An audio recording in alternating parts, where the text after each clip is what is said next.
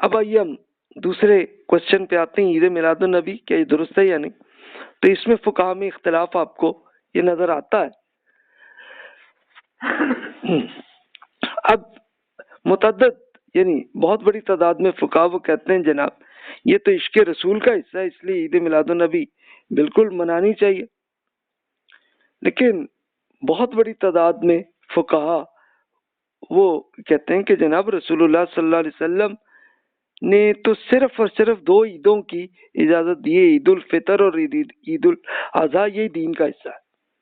آپ نے کوئی تیسری عید کا دین کا کوئی حصہ نہیں بنایا ہے، اس لیے اس میں جو اضافہ کیا جائے وہ بدعت ہے اور وہ حرام ہے، اس لیے کہ دین میں کوئی بھی اضافہ وہ تو رسول اللہ صلی اللہ علیہ وسلم نے روک دیا تھا۔ تو اگر عید میلاد النبی کو رسول اللہ صلی اللہ علیہ وسلم نے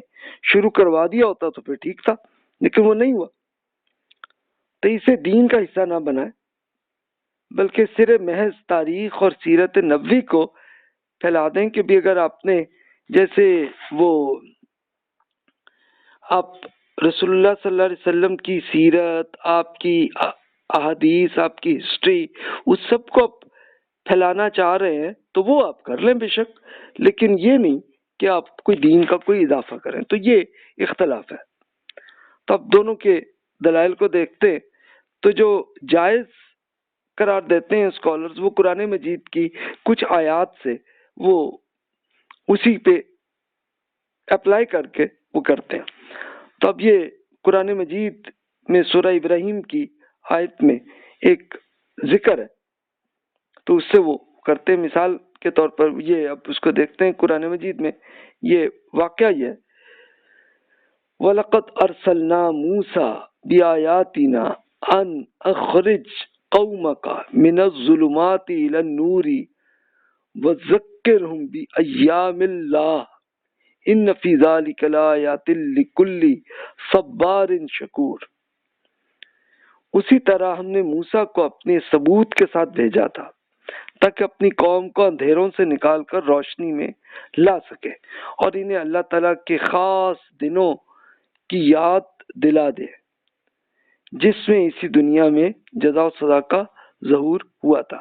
یعنی یہ ہوا تھا کہ فرعون کو اللہ تعالیٰ نے مار دیا تھا۔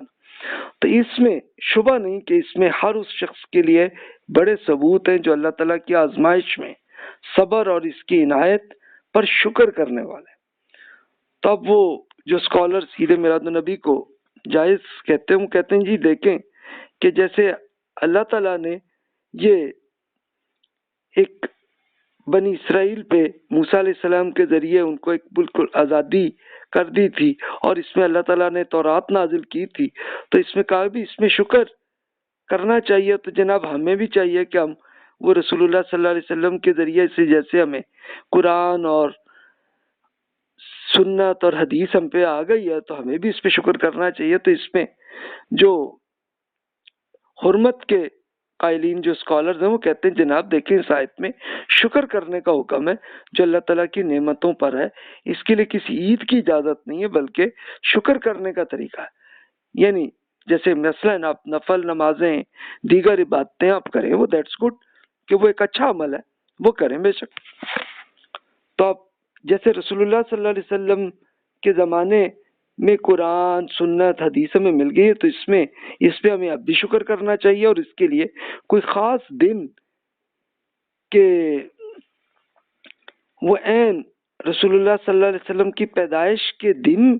تک نہیں بلکہ یہ تو روزانہ کرنا چاہیے کہ یہ ایسا شکر اللہ کا ہمیں کرنا چاہیے، تو وہ یہ کہتے ہیں اس میں۔ اچھا جو جائز قرار دیتے ہیں وہ پھر حضرت عیسیٰ علیہ السلام کے ایک آپ کی ایک دعا سے پھر وہ وہاں پہ بھی استدلال کرتے ہیں کہ ایک ریزن وہاں سے بھی وہ کرتے ہیں، وہ کہتے ہیں کہ جناب یہ قرآن مجید میں ہی ہے، سورۃ المائدہ میں ہی ہے، قال عیسی ابن مریم اللہم ربنا انزل علینا مائدۃ من السماء تکون لنا عیدا لأولنا وآخرنا وآیۃ منک وارزقنا وانت خیر الرازقین قال اللہ انی منزلہما علیکم فمن یکفر بعد منکم فانی اعذبہ عذابا لا اعذبہ احدا من العالمین۔ اس پر عیسیٰ بن مریم علیہ السلام نے دعا کی کہ اللہ، اے ہمارے رب، آپ ہم پر آسمان سے ایک کھانا نازل کر دے، یعنی ایک بالکل لاسٹ سپر، اسے کرسچینٹی میں لاسٹ سپر اسے کہتے ہیں، تو نازل کر دے جو ہمارے اگلوں اور پچھلوں کے لیے ایک یاد دہانی، جو عربی میں عید یاد دہانی کو ہی کہتے ہیں، کہ ایک یاد دہانی بن جائے اور آپ ہی کی طرف سے ایک ثبوت ہو جائے۔ اے رب ہم کو عطا فرما،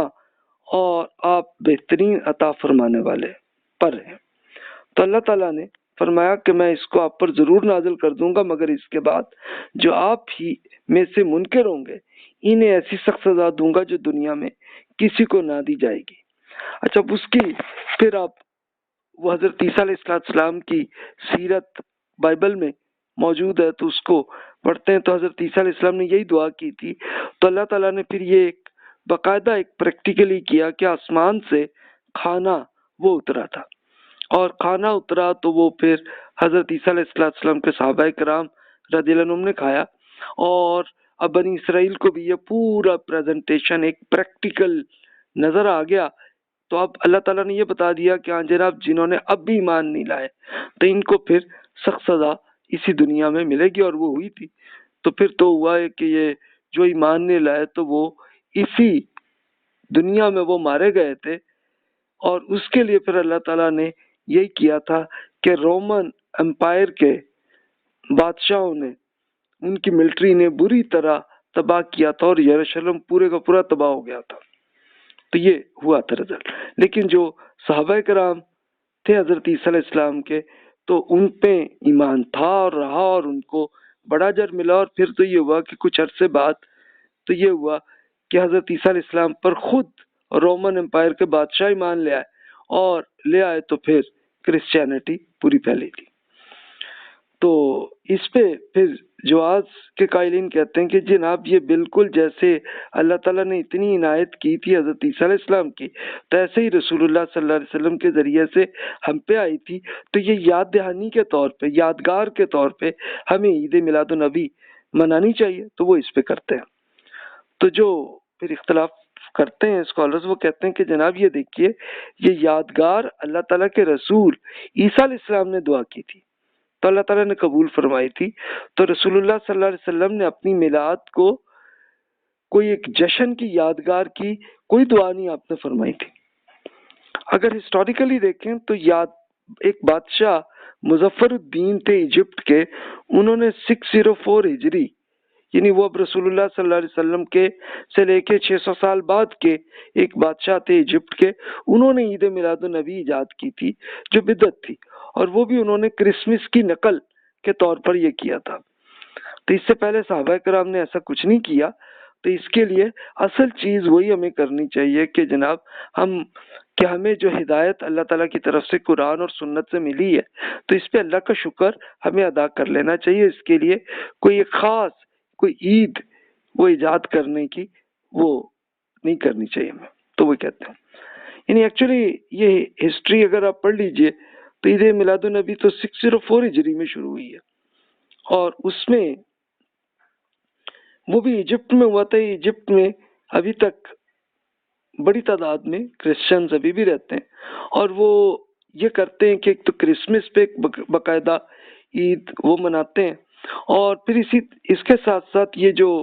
لاسٹ سپر کہ جب وہ اللہ تعالیٰ کی طرف سے کھانا جب آیا تھا حضرت عیسیٰ علیہ السلام کے ذریعے آپ کے صحابہ کرام کو، تو اس پہ وہ اب بھی عید کرسچنز ابھی بھی کر رہے ہوتے ہیں۔ تو وہ یہی کہتے ہیں پھر اسکالرز کے جناب، وہاں پہ وہ اللہ تعالیٰ نے چونکہ کر دیا تھا، حضرت عیسیٰ علیہ السلام کی دعا پہ ہو گیا تھا، تو اگر تو رسول اللہ صلی اللہ علیہ وسلم کوئی ایسی دعا کرتے اللہ تعالیٰ سے تو، اور اس کے لیے کوئی ایک باقاعدہ عید کا کچھ کرتے، تو پھر وہ اب تک چل رہا ہوتا سلسلہ، تو ہم بھی کرتے، تو ایسا نہیں ہوا، تو اس لیے ہمیں یہ نہیں کرنا چاہیے۔ تو یہ اختلاف ان کا یہ ہے۔ تو جو پھر عید میلاد النبی کی جو جائز جو اسکالر ہیں وہ کہتے ہیں وہ پھر اس سے بھی ایک اور آیت سے وہ ایک دلیل یہ بھی پیش کرتے ہیں، قل بفضل اللہ وبرحمتہ فبذالک فلیفرحوا هو خیر مما یجمعون۔ اے رسول آپ انہیں بتا دیجئے کہ اللہ تعالیٰ کی فضل اور اس کی رحمت سے ہدایت آئی ہے، چاہیے کہ اس پہ وہ خوشی منائے، یہ اس سے بہتر ہے جو کچھ وہ جمع کر رہے ہیں۔ تو اس پہ وہ کہتے ہیں جناب یہ اسی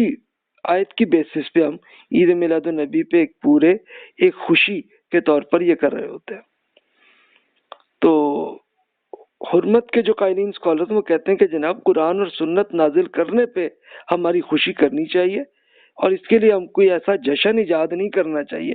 بلکہ اس پہ خوشی یہ اصل میں وہی شکر کا ایک طریقہ ہے، اور شکر ہمیں نمازیں اور عبادت کے ذریعے ہمیں اللہ تعالیٰ کا شکر ادا کرنا چاہیے، اور اس کے لیے ہمیں کوئی نیا ایجاد نہیں کرنا چاہیے، بلکہ اللہ تعالیٰ نے نماز کا، روزہ کا، زکوٰۃ کا، حج کا، عمرے کا، یہ پورے طریقے ہمیں جو بتا دیے ہیں عبادت کے، بس وہی کریں، وہ ہمیں کرنا چاہیے۔ تو یہ اس کے لیے وہ کہتے ہیں۔ اچھا، اب اس میں پھر جواز کے قائلین یہ دلیل بھی پیش کرتے ہیں کہ جناب یہ دیکھیں ہم بھی اپنے بچوں لیڈرز کی ایک ولادت پہ ایک جشن مناتے ہیں نا ہم، جیسے قائد اعظم کی بھی آپ وہ بھی تو آپ ہیپی برتھ ڈے وہاں پہ بھی تو کرتے ہیں نا، تو ہم رسول اللہ صلی اللہ علیہ وسلم پہ کیوں نہ کریں؟ تو حرمت کے قائلین کہتے ہیں کہ جناب یہ دنیاوی عمل ہے، اسے آپ دین نہ سمجھیں تو پھر ٹھیک ہے، پھر بے شک آپ کر لیں۔ تو اس میں دین کا حکم یا دین کا حصہ بنانے کے لیے تو اس کے لیے یہ دلیل چاہیے کہ وہ رسول اللہ صلی اللہ علیہ وسلم نے اس کو پریکٹیکلی کیا ہوتا، آپ نے اس کا حکم دیا ہوتا کہ بھی لازمی آپ یہ اس دن عید میلاد النبی کیا کریں، تو پھر ہم کرتے، تو وہ نہیں۔ تو اصل آپ دیکھیے کہ دونوں طرف سے دلائل میں نے عرض کر دیے، ڈیسیژن آپ نے خود کرنا۔ اچھا، ایک اختلاف اس میں وہی سالگرہ کی میں بھی فقہا کے اندر اختلاف ہے، بعض کہتے ہیں کہ جناب یہ جائز ہے، اس میں یہ کوئی دین کا حصہ نہیں ہے، کوئی دین کا عمل نہیں ہے، اسے دین کا حصہ نہ سمجھیں تو قرآن و سنت میں کوئی حکم نہیں ہے، یعنی نہ تو اس میں جائز کا حکم ہے نہ حرام کا ہے، تو پھر ٹھیک ہے۔ لیکن کچھ اسکالر اس کو کہتے ہیں کہ یہ بھی غلط ہے، وہ کہتے ہیں کہ جناب یہ غیر مسلموں کی ایک یہ تہذیب ہے، تو ان کا ایک عمل ہے، ہمیں نہیں ایسا کرنا چاہیے۔ اور سالگرہ کے محفل میں حیا کی کمی ہوتی ہے، اور یہ پھر اس قسم کے کچھ ان ایتھیکل حرکتیں جیسے میوزک، ڈانس میں لڑکوں لڑکیوں کے ساتھ ایک مخلوط محفلیں اور اس طرح کی ہوتی ہیں، تو اس میں پھر کچھ یہ ہو سکتا ہے کہ آدمی پھر برائیوں کی طرف آ جائے، تو اس سے بچنا چاہیے۔ تو اس کو آپ پریکٹیکلی آپ خود سوچ لیں کہ آپ جو بچوں کی سالگرہ کرتے ہیں کس طرح کرتے ہیں، تو اگر اس میں کوئی برائیاں ہوتی ہیں تو واقعی بچنا چاہیے، اور اگر نہیں ہے تو پھر اس کا مطلب ہے قرآن اور سنت میں نہ تو اس میں جائز کہنے کا کہا ہے نہ حرام کہا گیا، تو پھر ٹھیک ہے۔ تو یہ اب آپ ڈیسیژن آپ نے خود کرنا۔